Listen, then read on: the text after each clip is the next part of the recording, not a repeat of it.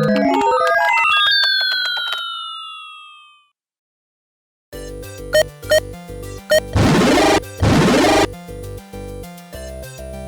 afternoon, everyone. This is Jason Rodriguez here with Z Prime. Today I have the pleasure of being joined by Vint Cerf. Vint is a founder of the internet, and he's currently the chief internet evangelist at Google. Vint, how are you doing today?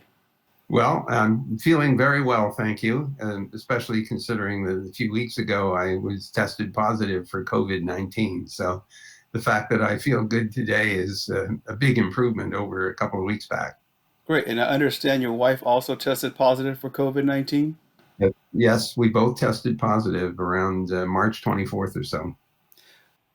Thanks again for being here today. I believe this is our fourth interaction officially. We did an interview back in 2016. I think you spoke at ETS 16. And then last year we did a really cool interview along with you, Elise Roy, and Shay Fabodi about the power of disabilities. So we're very excited to have you back. But a good new tradition here at Z Prime is we like to warm things up with something we call the speed round. Are you okay with that? Yes, I am. I had bacon and eggs. Oh, I would want to invent fusion reaction power if I could.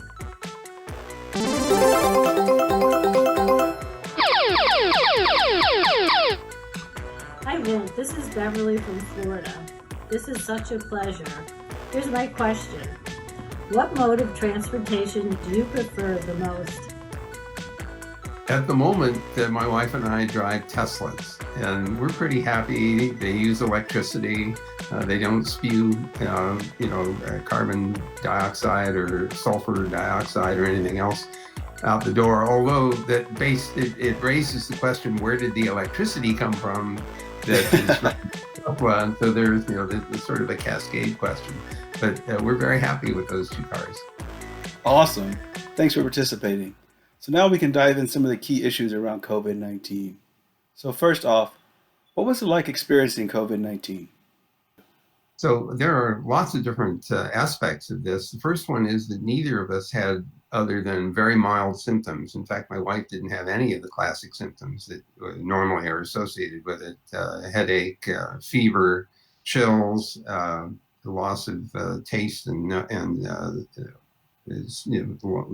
ability to smell. We had very, very mild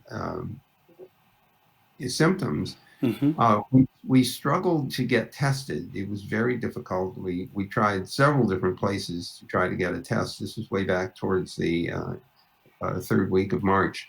And we were turned down in an adjacent county. We were turned down in Fairfax County, and we ended up paying $500 each to be tested in a clinic in Washington, D.C., where we got the bad news that we were both positive.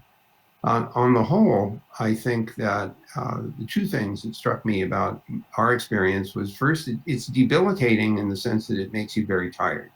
Your body is clearly fighting something. I had a temperature of 102.4. I had terrible chills, and then just sort of felt lethargic for a couple of weeks. So as that was the first thing that you notice is that, and I think almost everybody has that experience, and then it could get a lot worse, which raises the other aspect of the experience, and that's not knowing whether you were getting any better or whether you were about to, slide down the mountain, end up having trouble breathing, ending up in an ICU, or maybe even on a ventilator. By good fortune, we didn't end up with any of those scenarios. But you don't know from day to day whether you're getting a lot better or whether you're about to go over a cliff. And we heard stories about people feeling okay and then suddenly plunging down into a serious medical condition. So we were very lucky.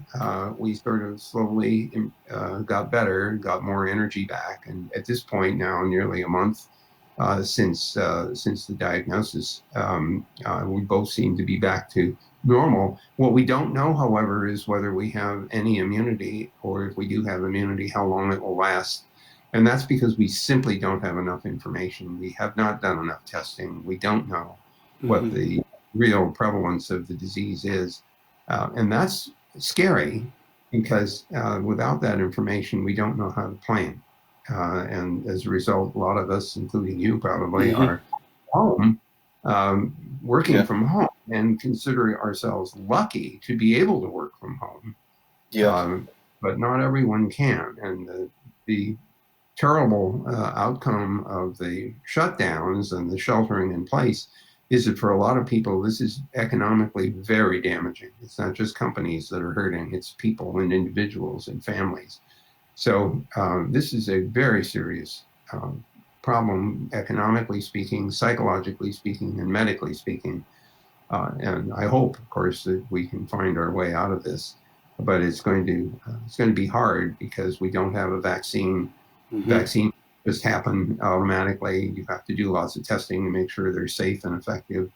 So we have months ahead, I think, before we can begin to see daylight at the end of this particular tunnel. I have a follow-up question there. I had a nephew who recently tested positive for COVID-19. He also too had some issues getting tested, but when he finally did get one, it took about 7 to 8 days to get the results back. So how long did it take for you and your wife to get your results back?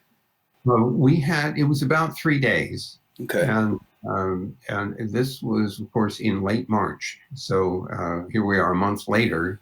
There's more testing being done. There's more testing capacity being done.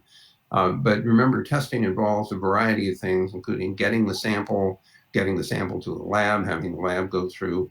And the tests that are typically performed today are called PCR tests. And that involves a considerable amount of equipment because you eventually have to take the RNA sample that you get from the swab, turn it into DNA, and then run it through a sequencer. Hmm. And the polymerase chain reaction involves quite a bit of mechanics. There are newer tests which are for antibodies, which don't say anything about whether you have the disease or not, but it certainly says whether you had it. You wouldn't have antibodies if you didn't have it.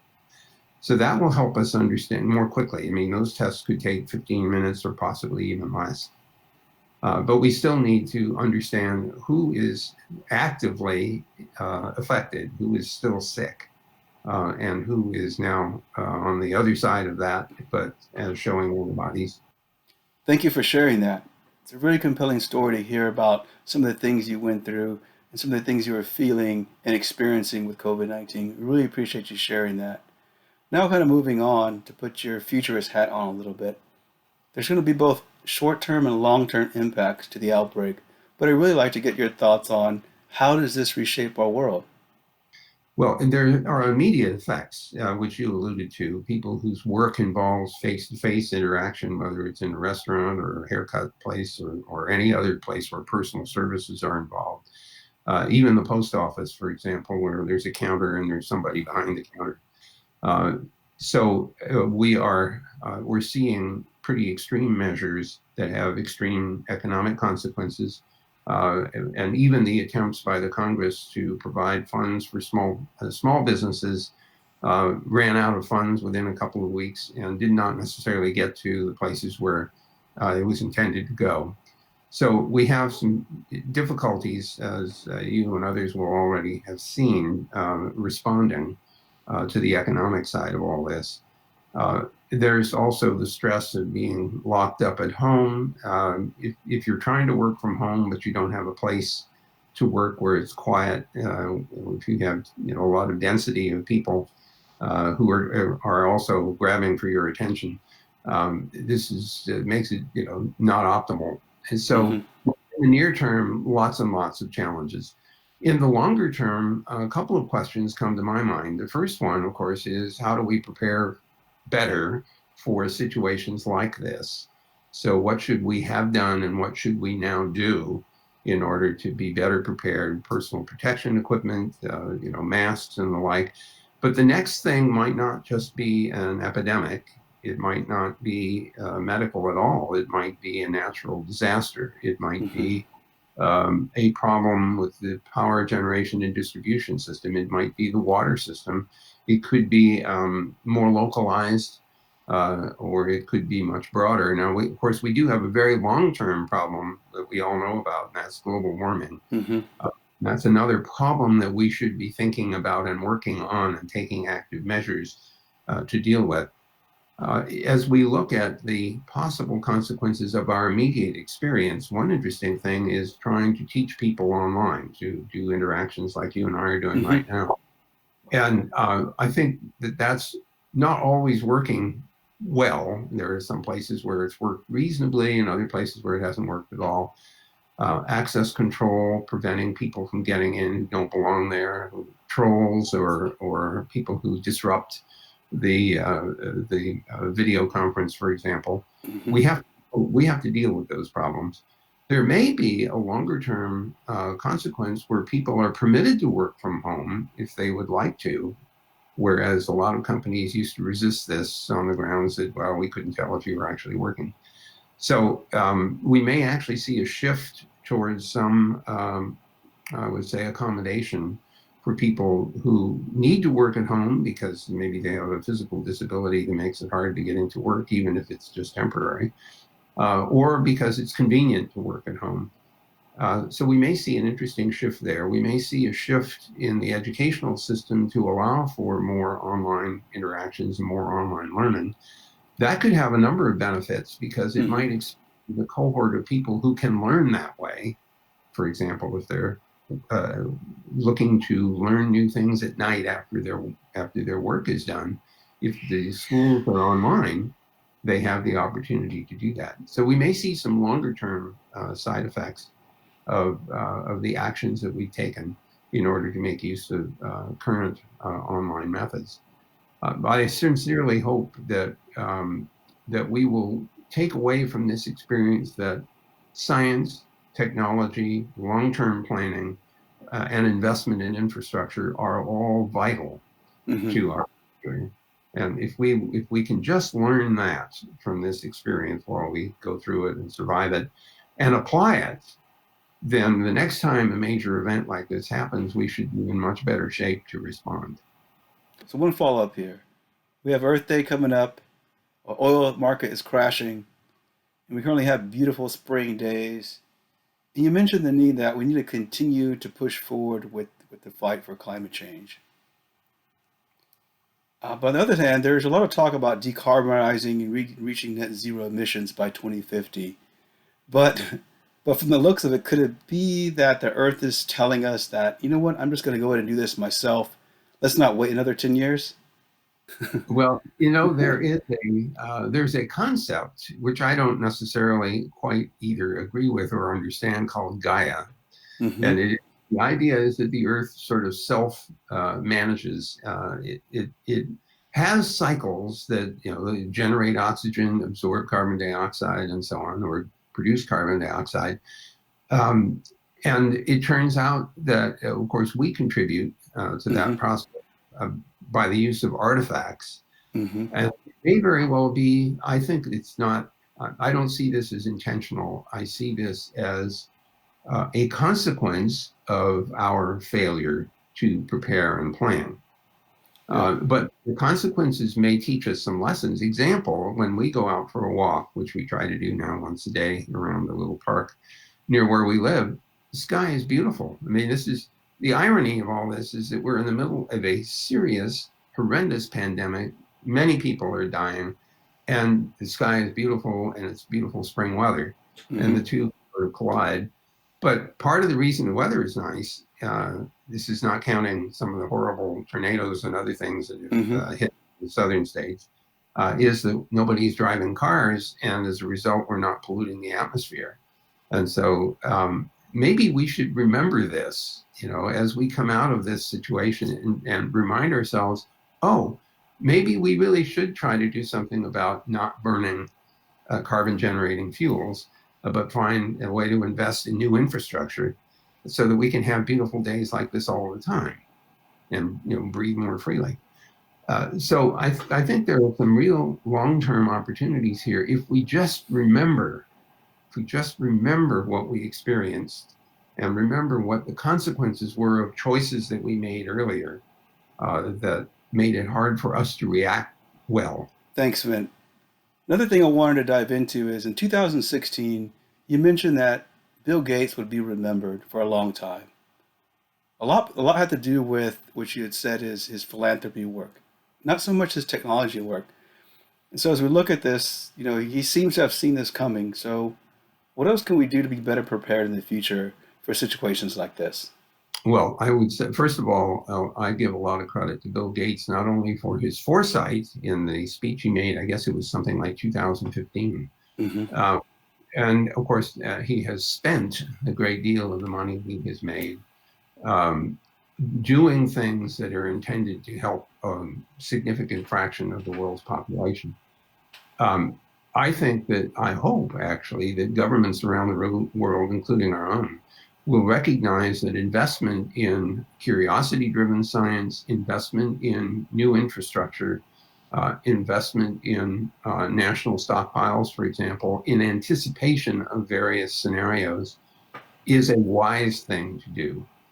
I would be willing to bet that the amount of money we might have spent on research and infrastructure and on stockpiles would be less than the amount of money we're currently planning to spend, which is in the trillions, to cope with the way in which we've had to deal with this particular pandemic by shutting things down. And so the idea here is that we should be thinking more fully and deeply about how to spend resources in order to look for better outcomes than the one that we're currently experiencing. And surely we must look in the longer term at the climate problem. Hmm. As we know what its consequences are. Some of them will be rising sea levels, which will affect the populations around the edges of the continents. Think of how densely populated a lot of those places are. Think about the idea that you can't just keep making buildings higher on stilts, or eventually you have to move people inland Yeah. to safer locations. We need new laws that say don't build in places that are at risk, because all that you do is waste resources. So there are many policy decisions that are facing us right now that should be informed by the experience we've had with COVID-19 and extrapolated to make for a better future. Thank you. So to close out with two final questions. How does this COVID-19 outbreak help advance technology adoption?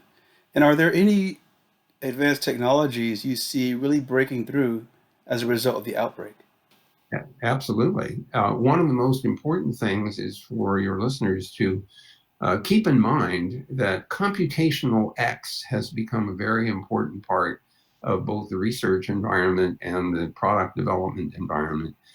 You talk about computational physics, computational linguistics, computational biology, personalized medicine, full genome sequencing, taking into account the person and the way in which particular illnesses affect that person. These kinds of computationally uh, uh, expensive kinds of treatment are more feasible now, thanks to the kind of cloud computing that we have, thanks to a network that links all those resources together, thanks to search engines that let us find useful information, thanks to more collaboration across among scientists and among engineers and among people who make products and services. All of that tells me that computing and communication are going to be extremely important in the decades ahead. And we have an opportunity to put those capabilities to work. And to wrap up, the class of 2020 has also had their lives disrupted. So what advice do you have for them? I resonate with our 2020 graduates. My chief of staff's son is a doctor. He just graduated. They couldn't have a graduation ceremony, and they're Hmm. probably going to throw him in as a resident, into the deep end of the pool as Oh, part of wow. the COVID-19 pandemic. So to those 2020 graduates, I would say several things. First of all, you're emerging out of a challenging time. So please remember what that was like. Don't forget that, because you want to be motivated not to repeat this if you can possibly help it. So, keep thinking in your own mind, what can I do to be better prepared? What can I do to help others be better prepared? The second thing I would say to these graduates is that on the edge of chaos lies opportunity. This is almost always true. And so while we are in the middle of chaotic times in pretty much every dimension you can think of, that chaos opens up opportunities for new ideas. It even gives you the justification for trying risky things, because the situation is sufficiently dire that almost anything that could make it better is worth trying, even if it's risky. I don't mean stupid things, but I do mean that risk-taking, which might have been counseled against in otherwise more placid times, might actually be a smart and good thing to consider. And so taking risks, trying out new ideas, being willing to fail, being willing to try things out that even you might think might not work, but have a possibility of working, that's a terrific philosophy to take with you as you graduate in 2020 and you look forward to the rest of the decade. Thank you. I really like the part about the seniors or the class of 22 really using this time to experiment and take risks they probably wouldn't have the opportunity to do so otherwise. But that wraps up our interview. We thank you again so much for your time and for sharing some of the lessons learned and your personal experience with COVID-19. But to conclude, would like to ask you one last thing, and that's if you can sign this interview.